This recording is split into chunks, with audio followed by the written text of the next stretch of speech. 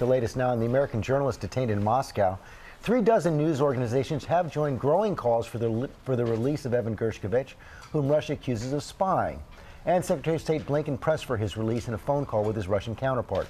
Chief Global Affairs anchor Martha Raddatz is tracking the case. Good morning, Martha. Good morning, George. This morning, Evan Gershkovich sits in a Russian prison for the 5th day, even as diplomatic pressure builds for his release. But if the past is any indication, release could be a long time coming. This morning, direct pressure. Secretary of State Antony Blinken calling Russia's Foreign Minister Sergie Lavrov and demanding the release of Wall Street Journal reporter Evan Gershkovich. Blinken said the State Department conveyed the United States' grave concern over Russia's unacceptable detention of a U.S. citizen journalist. The direct contact with Russia coming after repeated White House denouncements of the unjustified detainment. Let him go. The FSB, Russia's top security agency, accusing the 31-year-old journalist of spying, saying he was collecting information on Russia's industrial military complex. But the Wall Street Journal, like the administration, say Gershkovich was no spy. And now dozens of major news organizations sending a letter to Russia's U.S. ambassador pressing for the young reporter to be freed.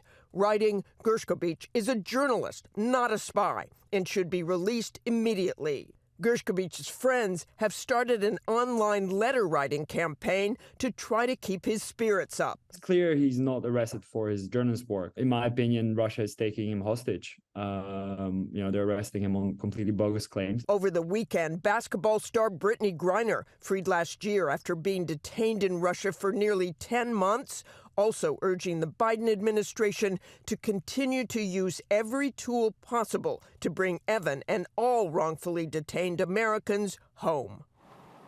Again, Griner was in prison for nearly 10 months before she was released in a prisoner swap, and her charges were minor compared with those the journalist is facing. He could be sentenced to 20 years in prison. That is even more than Paul Whelan, who was also charged with spying and is now in his 5th year of detention. George?